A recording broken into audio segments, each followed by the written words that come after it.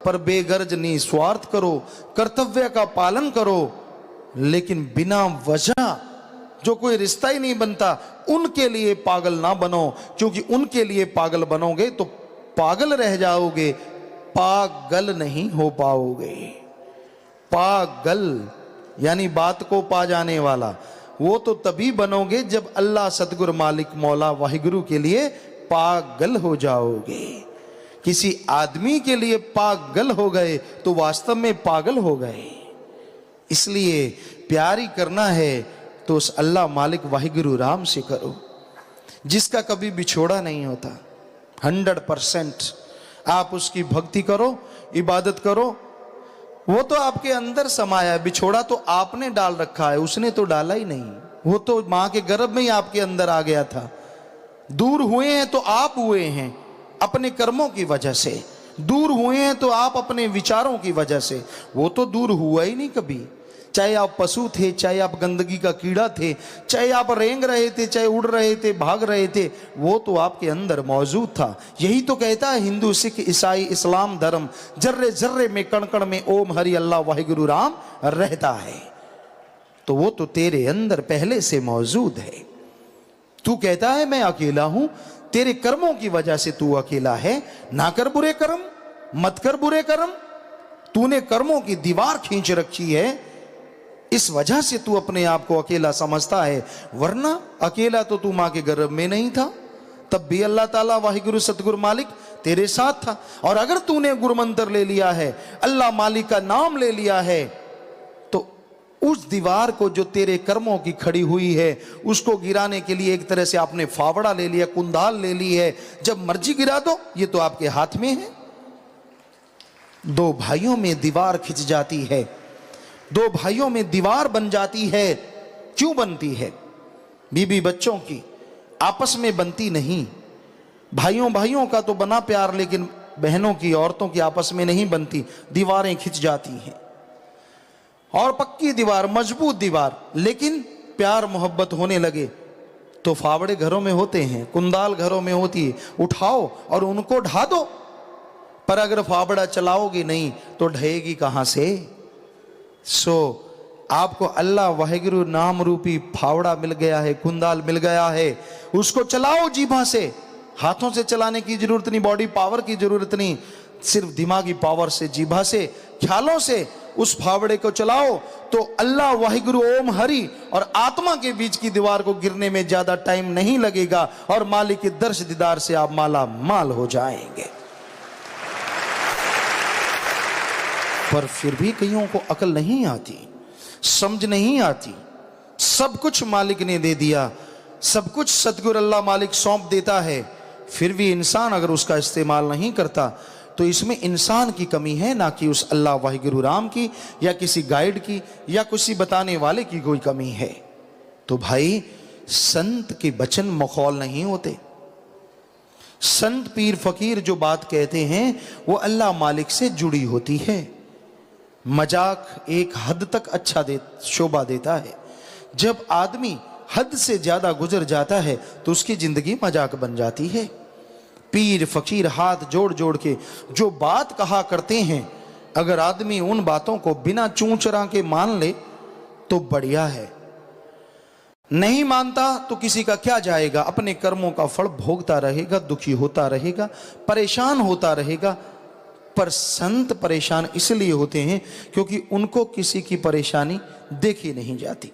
वो नहीं चाहते कि कोई दुखी हो, परेशान हो, गमगीन हो, इसलिए वो हमेशा सत्संग में सच्ची बातें, सच्चे वचन कहते रहते हैं। क्यों खज्जल खुआर होता है? एक राजा अल्लाह मालिक से जुड़ के क्यों दर दर की ठोकरें खाता है?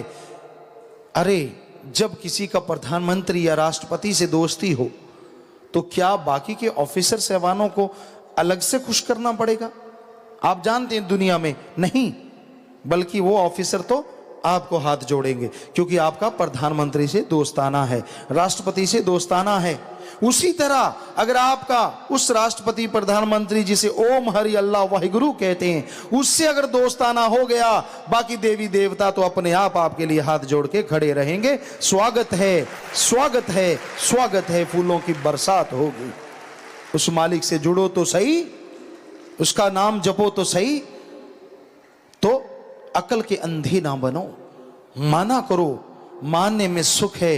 हम ये नहीं कहते कि आप हमारा वचन नहीं मानते हमें गुस्सा लगेगा। हमें क्यों गुस्सा लगेगा, दुख होगा। कई बार आदमी, क्योंकि आम आदमियों में ये फितरत होती है कि बुजुर्ग की घर में कोई बड़ा है, वो बात कहता है, सामने से अगर कोई बात टाल दे तो वो कहता है मेरी बेइज्जती होगी। इधर कोई बेइज्जती इज्जत वाला कोई सवाल नहीं है भाई।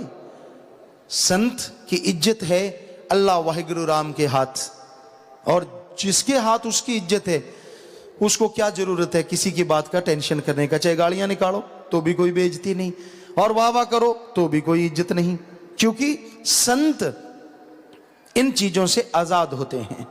जिनमें आपको गुस्सा आता है, जिनमें आप आग बबूला हो जाते हैं, संतों को लेश मात्र असर नहीं होता, पर वो असर दिखाते हैं थोड़ा बहुत ताकि आपको लगे कि वो हमारे जैसे ही हैं।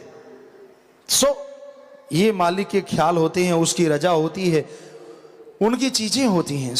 ये नहीं होता कि आप हमारी बात नहीं मानते तो हमें गुस्सा आएगा या हम सोचेंगे हमारी आपने बेइज्जती कर दी। नहीं नहीं नहीं, दुख आता है कि अब आने वाले टाइम में आपकी बेइज्जती होने वाली है, आने वाले टाइम में आप दुखों का घर बनने वाले हैं, आने वाले समय में आप अपने कर्मों के बोझ तले दबने वाले हैं। इस दुख के लिए संत रोते हैं। कबीर जी ने लिखा है, दुनिया सोती है लेकिन कबीरा बेचारा रोता है। क्यों? क्योंकि जो उनकी बात नहीं मानते उनके लिए आने वाला टाइम बड़ा ही दुखी होता है, दुखदायक होता है। इसलिए वो जोर लगा लगा के सबको समझाते हैं, मान जाओ मान जाओ मान जाओ। नहीं मानता तो भाई तेरी मर्जी। संत वो वचन तो कह नहीं सकते जो हिंदी में कहते भाड़ में जा। आपस में आप लड़ते हो तो कह देते जा भाड़ में, वो तो संत नहीं कह सकते, क्योंकि भाड़ में वो किसे भेज रहे हैं? अपनी औलाद को ऐसे कैसे कहेंगे? क्योंकि जो अल्लाह वाहिगुरु राम की औलाद है वो संतों की भी औलाद बन जाती है, और इस संसार में सारी सृष्टि मालिक की औलाद है।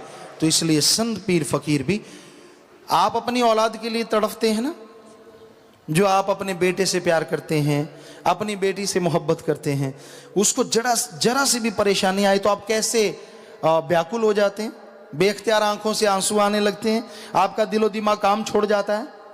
पर इधर संतों का दिलो दिमाग काम नहीं छोड़ता, व्याकुल आपसे भी हजारों गुना ज्यादा हो जाते हैं जब अल्लाह मालिक की औलाद गलत रास्ते पे चलना शुरू करती है। जिनके कानों में काल की मोहरें लगी हैं वो तो लगी हैं, वो तो संतों ने तोड़नी है, पर एक मालिक का बनके भी अगर उल्टे काम करता है, उल्टी जगह चलता है, कुराहे जिसे कहते गलत रास्ते पे चलता है, तो संतों को उसका दर्द होता है। तो भाई किसी फकीर पे शम्मश तबरेज थी या कुछ, तो किसी हुक्म दे दिया गया कि इनके ऊपर पत्थर मारो, या सरमद थे तो उनके ऊपर पत्थर मारे जाने लगे। तो वो आराम से बैठे भक्ति इबादत करने लगे। राजा ने हुक्म कर दिया कि सब ने पत्थर मारने हैं। लोग पत्थर मार रहे थे, और वो चूंकि तन को दर्द तो हो ना, अगर तन में आत्मा हो, उन्होंने अपनी आत्मा को 10वें द्वार में ले जाके मालिक के वश कर दिया, और समाधि में बैठे रहे। लोग पत्थर मारते रहे, लोग लुहान बॉडी होती रही, कोई फर्क नहीं पड़ा। अब एक शिबली नाम का एक उनका शिष्य था जो जानता था कि ये मालिक तक गए हुए हैं। उसने सोचा अगर मारूंगा नहीं कुछ तो राजा फांसी पे चढ़ा देगा। तो उसने भी एक फूल उठाया और फूल यूं करके ऐसे मारा, और जैसे फूल मारा तो वो फकीर, वो रूहानी संत कर्रा उठा, चिल्ला उठा, हाय हाय, इतना दर्द हुआ बेइंतहा। अब शिबली की आंखों से आंसू धारा बहने लगी, क्योंकि वो भी समझ गया बात तो गड़बड़ हो गई। जब सब लोग चले गए पत्थर मार मूर के, और वो आया, कहने लगा, हे पीर, हे मुर्शिदे कामिल, सबने पत्थर मारे, आप लहूलुहान होते रहे, पर आपके मुंह से उफ नहीं निकली, और मैंने तो एक फूल मारा था। मेरे टाइम में आपकी जुबान से, आपके शरीर से दर्द की लहरें उठ गई, ये क्यों हुआ?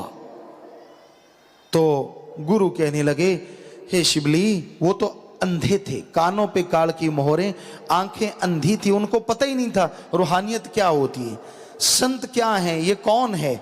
लेकिन तूने तो मेरा सत्संग बहुत बार सुना था, तू तो भक्ति इबादत करने वाला है, तुझे तो दर्शदार भी अल्लाह ताला ने इस रूप में दिए हैं, तू जानते हुए भी फूल मारा, इसलिए तेरा दर्द सबसे ज्यादा हुआ। कि वो तो गुमराह हुए ही हुए हैं, ये मालिक की औलाद गुमराह क्यों हो गई? सो जो ऐसा करते हैं, संतों के वचन नहीं सुनते, अल्लाह मालिक सतगुरु से प्यार करने की बजाय भौतिकतावाद में उलझे हुए हैं, दुनियावी साजो सामान के पीछे पागल हैं, या एक दूसरे के लिए जो पागल बने हुए हैं, उनका दर्द उस शिवली के फूल की तरह संतों को महसूस होता है, क्योंकि उनको आने वाला जीवन कष्ट में भोगना होता है। फिर भी आके पीटेंगे, फिर भी रोएंगे कि हाय मैं मर गया, सिर धुनेंगे, मैं लुट गया। तो पहले क्यों नहीं मानता, पहले वचनों पे अमल क्यों नहीं करता? तो संत इसलिए वचन मनवाना चाहते हैं, ना कि अपनी मान बढ़ाई के लिए, ताकि हर किसी को सुख मिले, हर किसी को शांति मिले, आने वाले जीवन की बाधाएं दूर हो जाएं और वो दया में रहमत के काबिल बन जाए। इसलिए संत पीर फकीर वचन करते हैं और उनका कोई मकसद नहीं होता जी। तो यही समय आया है हाथ सुहाना, तू लाभ उठाना है जन्म दुर्लभ मिला। तो दाता रहबर फरमाते हैं भजन में, समय सुहावना आया है, बड़ा ही जैसे प्यारा मौसम हो जाता है। गर्मी के मौसम में कहीं बरसात के फुहार पड़ रही हो और तेज हवा चल रही हो, ऐसा मौसम बन जाता है कि उसमें बड़ा ही आनंद आता है।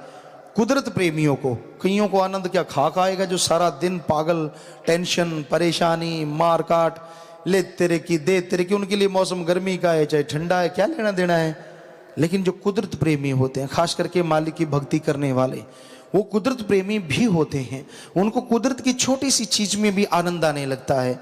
एक फूल खिला है, खिल रहा है, उसमें भी वो बेइंतहा आनंद ले जाते हैं। और कईयों के गलों में इतनी माला डाल देते हैं, उनको उसका भी बोझ लगने लगता है। फितरत है, अपनी अपनी आदत है। सो कुदरत प्रेमियों को उस मौसम में जो आनंद आता है, हमने देखा सतगुरु ने ऐसा बनाया हमें, उस रहमत की उसने, वरना हम तो खाक हैं। राजस्थान में जन्म दिया, रेगिस्तान एरिया था। बरसात आती और जब बरसात आती तो जमीन से सौंधी सौंधी खुशबू आती, उस बालू रेत से ऐसी खुशबू, दिल करता चले जाते हम खेतों में और किसी ऊंचे टीले पे बैठ जाते, आंखें बंद करके, बरसात गिरती रहती, एक ऐसी महक आती, यूं लगता मेरा अल्लाह ताला तो जो नजर आ रहा था अब वो खुशबूदार हो गया है, उसके रोम रोम से खुशबू की फुहार छूट रही है, ये धरती उसी के तो रोम है। बड़ी खुशबू आती, बड़ा आनंद आता, क्योंकि खाद स्प्रे उस टाइम में नहीं हुआ करती थी। एक नेचुरली एक ऐसी भीनी भीनी सौंधी सौंधी खुशबू आती। तो ऐसी खुशबू अगर आप लेना चाहें, आप उसके हकदार हैं, पर उस अल्लाह मालिक की भक्ति इबादत किया करो। दुनियावी प्यार मोहब्बत से बचो, दुनियावी ख्यालों से बचो, क्योंकि दुनिया में जितने पढ़ोगे उतने अल्लाह मालिक से दूर होगे। हम किसी से डरते नहीं, जितना मर्जी अपने आप को समझा लो, मैं वहां सुखी, मैं यहां सुखी, मैं फलां, मैं धिंकड़, मैं औंकड़, क्योंकि मन जाली में ये कहते हैं तू सही है। सही तो जो हम कह रहे हैं वो है कि आप अल्लाह मालिक से जुड़े हो, उसकी भक्ति इबादत से जुड़े हो।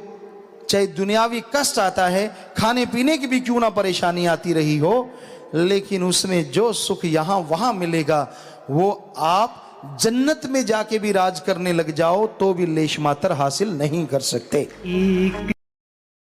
जन्म बहुत मुश्किल से मिला है।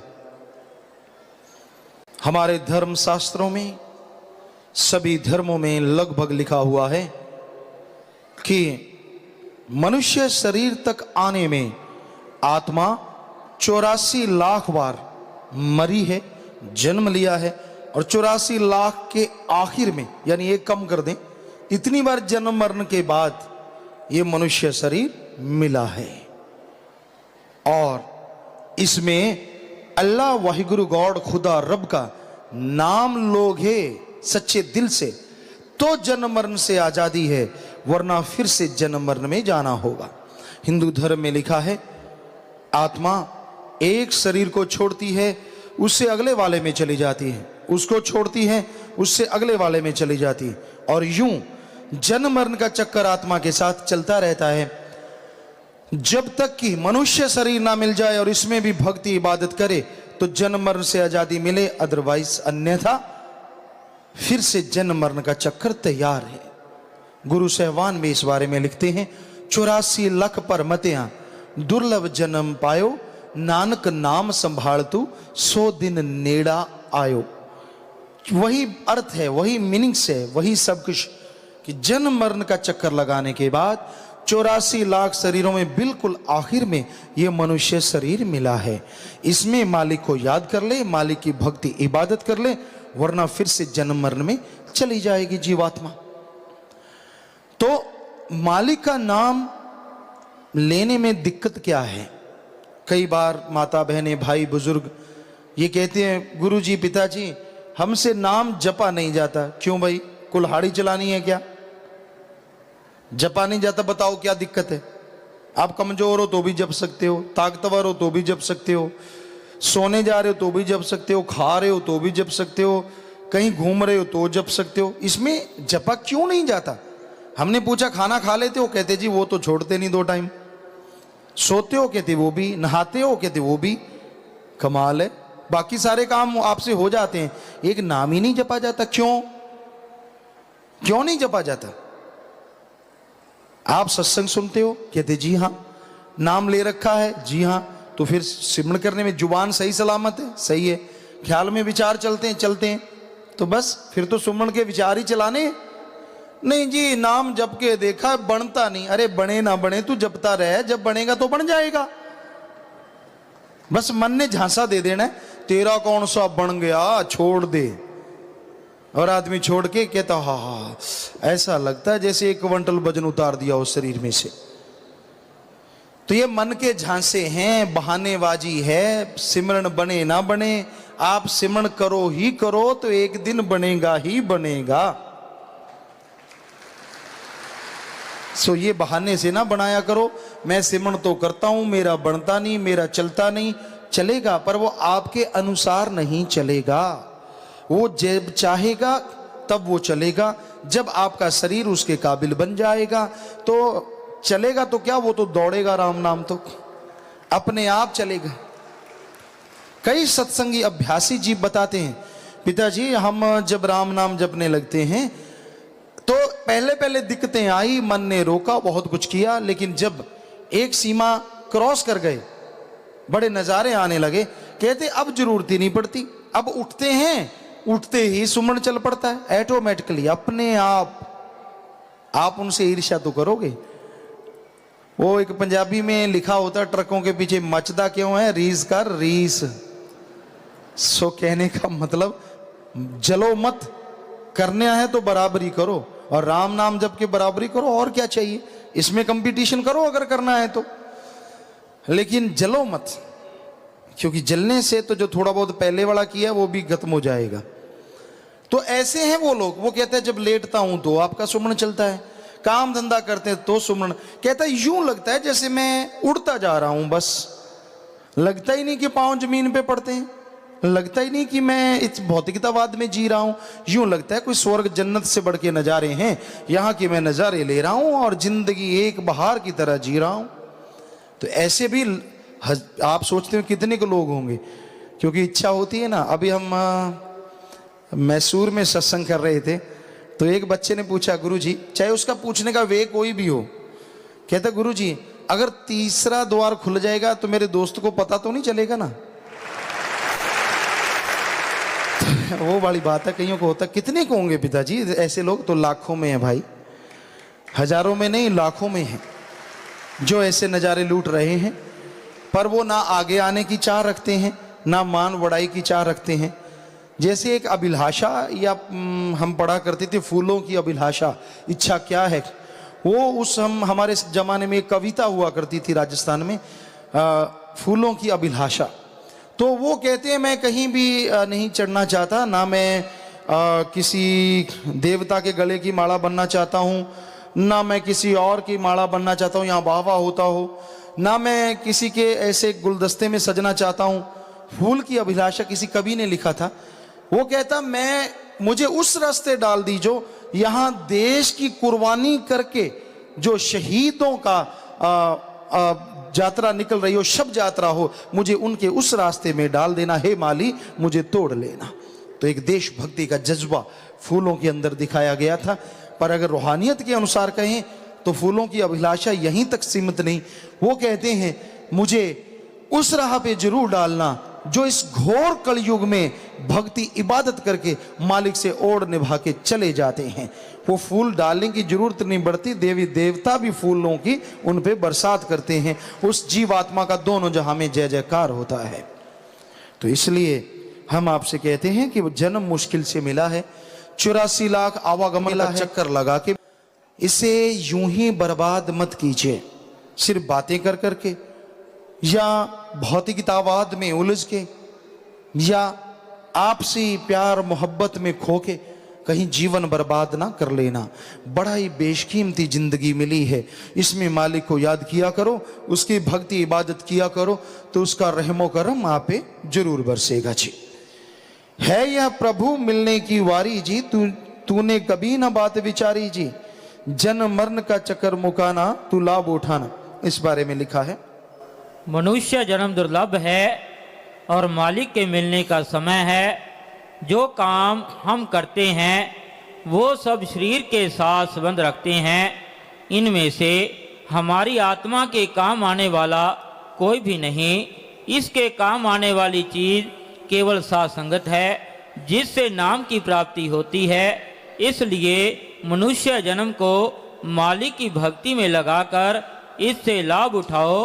है यह प्रभु मिलने की वारी जी, तूने कभी न बात विचारी जी, जन्म मरण का चक्कर मुकाना। मालिक को पाने का अवसर मिला है। अरे ऐसा अवसर जिसके लिए देवी देवता सुमरण करते हैं, हे प्रभु हमें भी ये अवसर दे, हे मालिक हमें भी मनुष्य जन्म दे, ताकि हम तेरी भक्ति इबादत करें, तेरे दर्श दीदार करें। सबसे पहले आपको ये थोड़ा सा ये बता दें, या हम भगवान या अल्लाह या वाहिगुरु या गॉड या खुदा या रब किसको बोल रहे हैं, किसे कह रहे हैं? वो सुप्रीम पावर, वो प्रकाश का स्तंभ, वो लाइट, वो रोशनी जिससे ब्रह्मा विष्णु महेश बने, जिसने सारी सृष्टि को बनाया। इस्लाम धर्म के अनुसार अल्लाह का नूर जलाल, वो अल्लाह ताला का रहमो करम जिससे सारी खलकत को नवाजा गया। सिख धर्म की बात करें तो अव्वल अल्लाह नूर उपाया, सबसे पहले अल्लाह ने वाहिगुरु राम ने अपने आप को एक नूर के रूप में पैदा किया। तो उस नूर को, उस आवाज को यहां अल्लाह वाहिगुरु गॉड कहा जा रहा है। तो भाई उसको पाने के लिए मनुष्य शरीर मिला है, लेकिन आपको फुर्सत नहीं है काम धंधों से, आपको फुर्सत नहीं है झूठी बातचीत से। अरे उससे बात करके तो देखो, उससे लिब लगा के तो देखो, सारे नज़ारे फीके पड़ जाएंगे उस नज़ारे के सामने। हम आपको गारंटी दे सकते हैं, दुनिया में आपको कुछ भी पसंद है, स्वाद दो तरह का होता है, जीभा का या इंद्रियों के भोग विलास का। कोई भी आपको स्वाद पसंद है जिसके लिए आप पागल हैं, कोई मीठा तो कोई नमकीन, लेकिन वो स्वाद क्षणिक होता है, 10 मिनट 5 मिनट। मान लीजिए आप कोई हलवा खा रहे हैं, मुंह में चबाते रहते हैं, जब तक जीभा के संपर्क में रहेगा, ये थर्मामीटर है स्वाद का, तो तब तक स्वाद आता रहेगा, तब तक टेस्ट लगता रहेगा। लेकिन जैसे जीभा से अंदर निकलिया 10-12 मिनट के बाद मुंह बकबका। तो कोई भी स्वाद है इंद्रियों के भोग विलास का, चाहे जीभा का स्वाद, दुनिया में आपको सबसे ज्यादा पसंद है। हम आपको गारंटी देते हैं, अगर अल्लाह वाहिगुरु राम नाम के अंदर वाले स्वाद से आप एक बार जुड़ जाएं, इससे करोड़ों अरबों गुना बढ़ के वो स्वाद है, और वो परमानेंटली है, क्षणिक नहीं है, दोनों जहां तक वो स्वाद बना रहेगा। तो उन कंपनियों की मशहूरी के लिए लोग प्रलोभन देते हैं। कहीं आप सोचो गुरुजी भी शायद प्रलोभन दे रहे हैं, लालच, क्योंकि वो कंपनी वाले कहते हैं मेरी कंपनी का सामान ले, ये इतना फायदा हो जाएगा, इतनी झाड़ निकलेगा, इतना ये वो फला फला। हो सकता है वो झूठ बोलते हो, हम पर आपको 100% सच बोल रहे हैं, कोई यहां प्रलोभन नहीं दे रहे, हकीकत बता रहे हैं। हकीकत कि अगर उसका परमानंद लेना है, उसकी लज्जत लेनी है, आनंद लेना है, सेवा सुमन की तरफ ध्यान दीजिए, आप कर्तव्य निर्वाह कीजिए, लेकिन दुनिया में खो मत, खोना है तो मालिक का हो जाओ, अरे जब उसके हो जाओगे वो आपका हो जाएगा। कि भक्ति में वो शक्ति है, अगर कोई सच्चे दिल से करे, सच्ची भावना से करे, तो उसे वो आनंद, वो लज्जत मिलती है जो लिख बोल के वर्णन नहीं की जा सकती। आप किसी टेंशन से गिर जाते हैं, आपके सामने कोई मुसीबत पहाड़ बन के खड़ी हो जाती है, आप किसी तकलीफ में आ जाते हैं, तो टेंशन मत लीजिए, ईश्वर के नाम का जाप करते रहिए, भगवान की भक्ति करते रहिए, वो आपको रास्ता जरूर दिखा देंगे और आप उस परेशानी से आजाद हो जाएंगे। भगवान कोई जादू टोना मंत्र तंत्र नहीं करते।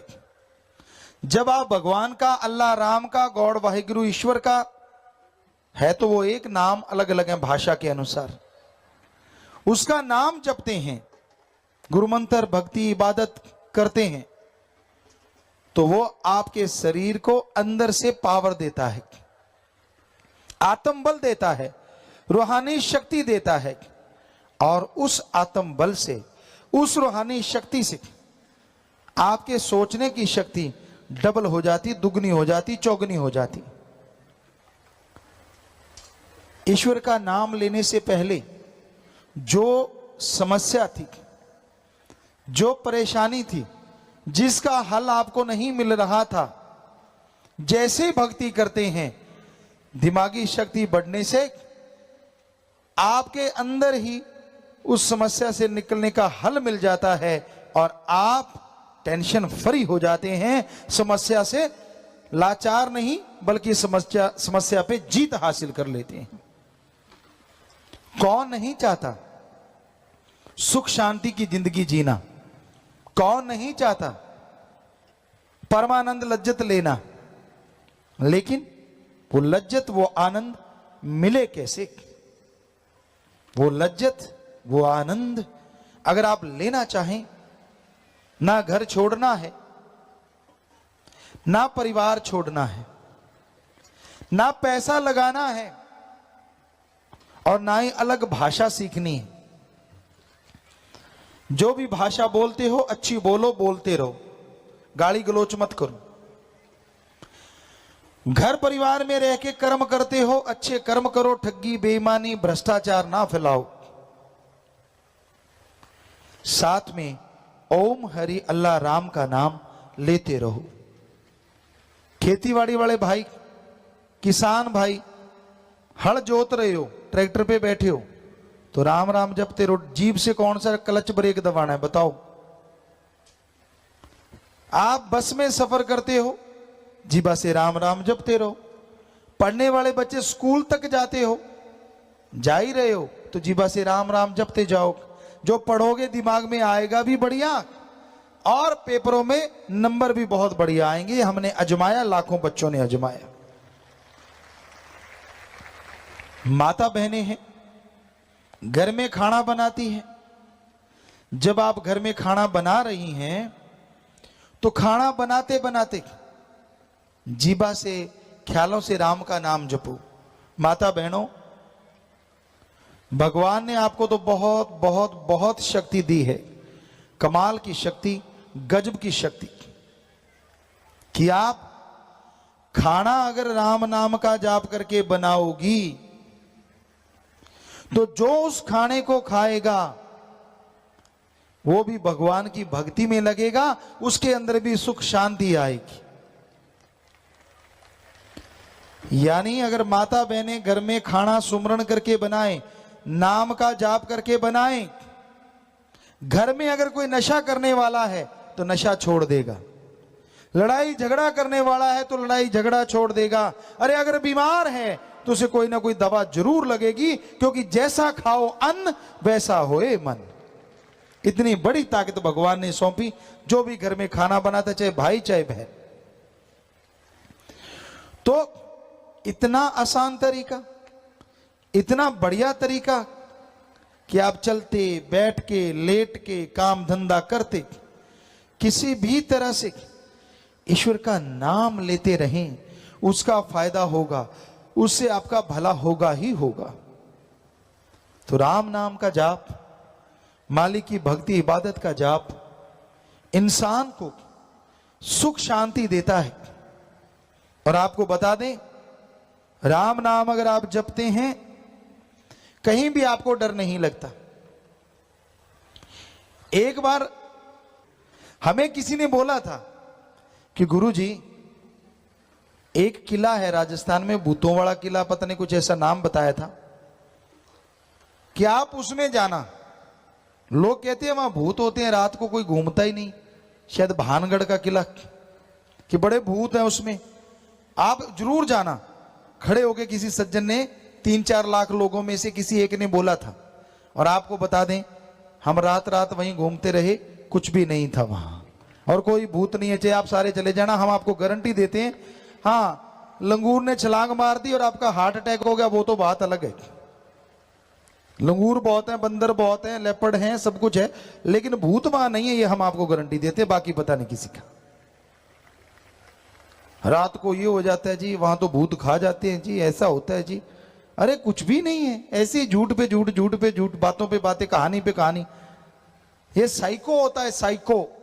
बच्चों, आप पढ़े लिखे सब जानते हैं, जो जिनको समझ नहीं आ रहा, साइको मतलब दिमाग में बिठा लेना। अगर आपने बिठा लिया कि वहां भूत है और अकेले चले गए, क्योंकि वो लंबा चौड़ा है, सुनसान है थोड़ा, तो लंगूर ने मारी छलांग, पौधा हिला, वो पौधा नहीं, आपको भूत ही लगेगा डांस कर रहा है, हो गया काम। या तो बीमार पड़ जाओगे या हार्ट अटैक हो सकता है, और कोई चक्कर नहीं। रात को कई बार पैदल चला करते थे, आजकल तो मोटर गाड़ियां सब कुछ है सबके पास। पुराने टाइम में, हमारे टाइम में भी हमने देखा, पगडंडियां होती थी, टीलों के बीच में से होते जाते, तो कहीं कहीं सरकड़ा लगा होता, कहीं खेरड़ी होती, तो उस पे पक्षी बैठे होते हैं। अंधेरी रात, तो आप जाके वहां थोड़ी सी आवाज करते हैं पैरों की, तो पक्षी भी हिलते हैं, तड़ तड़ तड़ तड़ तड़ तड़, कई तो भाग लेते हैं। भी बड़ में भूत नाचे, भूत नहीं नाच रहे, वहां पक्षी बैठे थे। आप जब वहां आए तो उनको लगा भूत आ गया, और आपको लगा वो भूत बैठा है। तो इसलिए ऐसी चीजें तो होती हैं, कोई भूत प्रेत ओपरी पराई जिन चुड़ैल नहीं होता, ये हम आपको गारंटी देते हैं।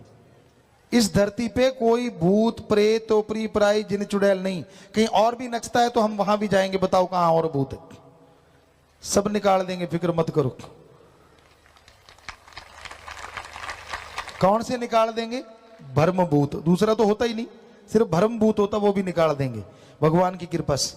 हमने लाखों करोड़ों के भूत निकाले हैं, भ्रम भूत। तो कहने का मतलब, और सोचो आप, भूत प्रेत ने आना ही है तो गरीबों के अंदर क्यों आता है? अगर भूत ने आना है, उसको अकल नहीं क्या भूत को? उन लोगों के अंदर आए जो सुबह का नाश्ता करते हैं दिल्ली में और रात की रोटी खाते हैं लंदन में। मजे आ जाएं भूतों को जहाज पे सफर कर करके, 5 स्टार में खाना खा खा के। अरे सूखे रोड तोड़ने वालों के अंदर भूत क्यों आते हैं भाई? पता है क्यों? अज्ञान ही भूत है, अज्ञानता ही भूत है। तो कोई भूत बात नहीं होते, मत पड़ा करो इन चक्कर में। जो ऐसे ऐसे सिर हिलाते हैं और आवाजें निकालते हैं, उनके दिमाग में फर्क है, इलाज करवा लो, और कुछ नहीं है। कोई भूत बात नहीं होता। नहीं जी 5-5 बोले, अरे 5 क्या, एक आदमी 300 तरह की आवाज निकालता है, और दिमाग हिल जाए तो पता नहीं कैसी कैसी निकालेगा। तो इस टेंशन में मत पड़ा करो। नहीं जी ये तो फलां की आवाज निकाल रहा है, साइको बना लिया आपने, इसलिए फलां की लग रही है। फलां फलों की कोई आवाज नहीं निकालता। कहीं नकल करते 100 कलाकारों की एक आदमी आवाज निकाल देता है, तो ये कोई बड़ी बात नहीं। राम नाम का जाप करोगे तभी सोझी आएगी, तभी समझ आएगी कि कोई भूत बात प्रेत नहीं होता, तभी आत्म बल आएगा, तभी आपका डर दूर होगा। वरना आदमी डरता रहता है अपनी परछाई से। अब कई बार टीवी पे ऐसी ऐसी चीजें देख लेते हैं छोटे बच्चे, हाथ कट गया, हाथ आ रहा है, भूत आ रहा है, कोई आ रहा है, और फिर माई के लाल चारपाई से बाथरूम करने नहीं जाते, हालांकि बाथरूम भी अटैच्ड होता है साथ में। क्यों? उनको लगता है हाथ आ रहा है, भूत आ रहा है। ये सब बकवास है, ऐसी चीजें दिखानी ही नहीं चाहिए। हम तो जो भी रोक सकता है उनसे प्रार्थना करेंगे कि ऐसी चीजें टीवी से बंद करवा देनी चाहिए, जो झूठ है, जो पाखंड है, जो होती नहीं, ताकि कम से कम हमारे जो बच्चे हैं वो तो मजबूत हों। अब नींव ही कमजोर होगी तो बड़े होके भवन कैसे अच्छा बनेगा? जो बच्चे बिस्तर पे पेशाब करने लग जाते डरते, बड़े होके जो योद्धा कहां से बनेंगे वो? तो ये चीजें ना, बच्चे को डराना चाहिए, कभी भी बच्चे को डराओ मत, अच्छा बनाओ, नेक ख्याल दो, नेक विचार दो, ताकि बच्चा नेक बन के आपका नाम रोशन करे। इतना कॉन्फिडेंस हो, इतनी उसमें हिम्मत हो कि कहीं भी भेजो वो ताकत के साथ हर विपदा का डट के मुकाबला करे। सो भाई, आप संस्कार अच्छे दो, और राम का नाम इंसान को शक्ति देता है, जिसके द्वारा इंसान बुलंदियों को छू जाते हैं और उनकी परेशानियां दूर हो जाया करती हैं। साईं मस्ताना जी महाराज ने वचन किए कि यहां श्रद्धा भावना से अगर कोई लंगर खाएगा तो उसके भी रोग कट जाते हैं। सो लंगर भोजन का निरादर कभी नहीं करना चाहिए। यहां तो क्या, ये तो साईं जी के वचन हैं, आप घर में भी मत फेंका करो, यकीन मानिए बरकतें आएंगी। आधी से भी आधी रोटी खानी है तो उतनी खाओ, फेंको मत। कि आप खाना खाने लगते हो, पहले भी हुआ करता था पुरातन समय में, हिंदू धर्म में भी, और लिखा हुआ है पहली कौर, पहला निवाड़ा निकालो, जितना आप खाते हो उतना ही निकाल के साइड में रख दो। खाना खा लो, उसके बाद अपनी छत पे डाल दो, खेत में डाल दो। जीव जंतु आएंगे, खाएंगे, और पता नहीं कौन सी दुआ दे जाएंगे जो आपको लग जाएगी और आपका बेड़ा पार कर देगी। सो खाने को फेंको मत, निरादरी मत करो, निरादर नहीं करना चाहिए। और यहां का तो फिर साईं जी के वचन, तो वो लंगर भोजन आप जितना चाहे उतना लें। और साथ संगत, बाहर आप कोई मिठाई लेते हैं, चाहे आप फ्रूट लेते हैं, लिफाफा, कागज, उसके छिलके तक भी आप कभी भी जमीन पे मत फेंका करो, आपसे हाथ जोड़ के विनती है। इसलिए हम आपको अपनी बताते हैं, आपका तो पता नहीं। कई बार कहीं सेवा कर रहे हैं, पीछे शूटिंग कर रहे थे, तो कहीं पे वो होता है कि सारा दिन टाइम नहीं मिलता खाने का, फटाफट हमें होता है कि जितना जल्दी निपटे बढ़िया काम, वो तो आप लोग जानती हो। तो अगर कई बार ऐसा होता है कि संतरा दे दिया बच्चों ने कि पापा ये ले लो, ठीक है बेटा ला, टिश्यू भी दे दे, तो वो संतरा खाया, उसमें से बीज निकलते हैं टिश्यू पे, बीज निकला टिश्यू पे, टिश्यू इकट्ठा किया और यहाँ डस्टबिन रखा था उसमें डाल के आए कि नहीं भाई, अगर हम ही फेंकने लग जाएंगे तो दूसरे तो फिर, क्योंकि आम आदत है ना, संतरा खाते हैं मुंह में रख के बीज फूंक मारते उड़ता जाता है, ऐसा मत उड़ाओ, गंदगी ना फैलाओ, कुत्ता नहीं करता ऐसे। तो आपसे विनती, हाथ जोड़ के गंदगी ना फैलाया करो बेटा। कहीं भी सत्संग होती है, विवाह शादी में जाते हो, शर्म नहीं है, ये गर्व है, गर्व कि हम गंदगी नहीं फैला रहे, हम इंसान हैं, इंसान। और पॉलीथीन के लिफाफे हो सके तो परहेज करें, गुरेज करें। अपने घरों में सभी धर्मों में हुआ करते थे कपड़े के थैले।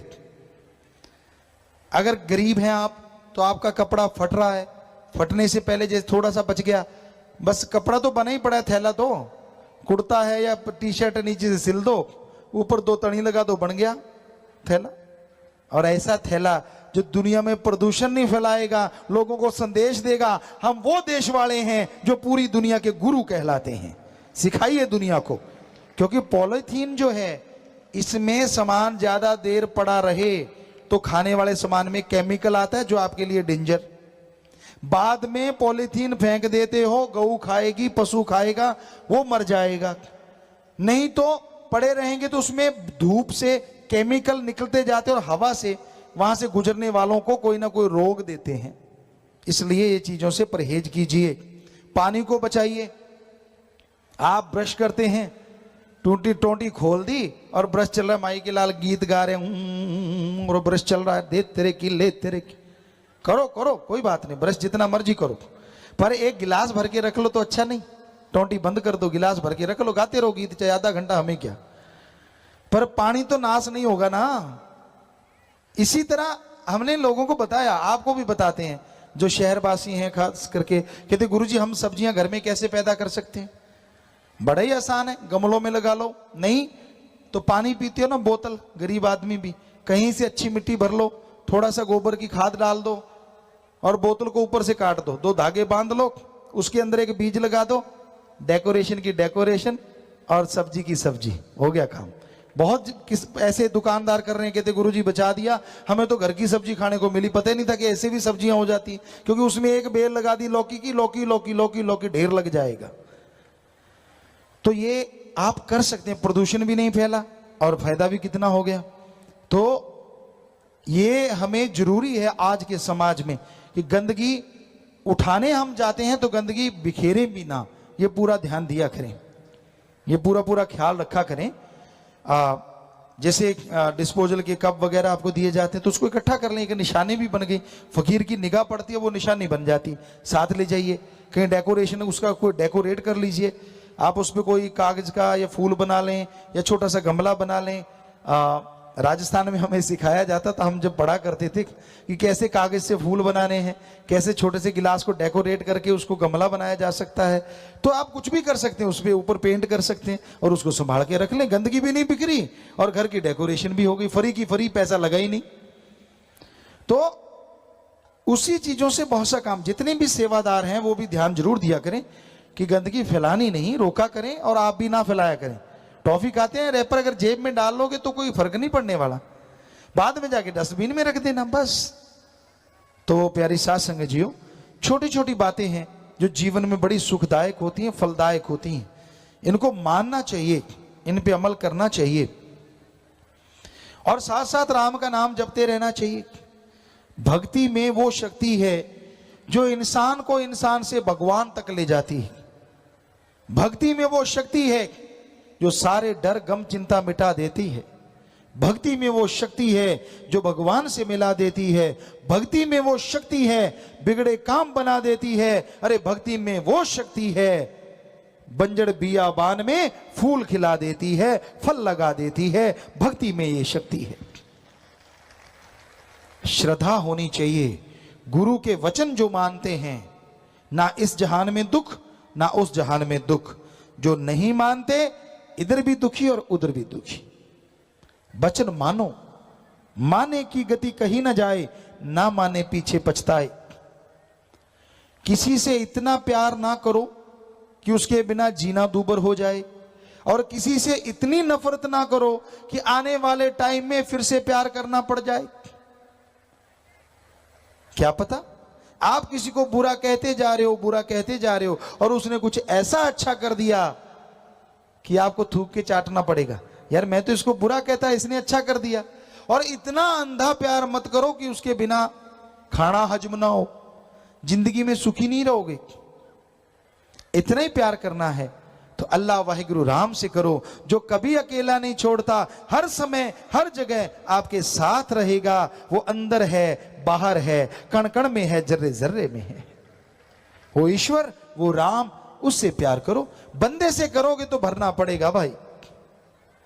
हद से ज्यादा अगर उसके पागल हो जाओगे तो मुश्किल हो जाती है।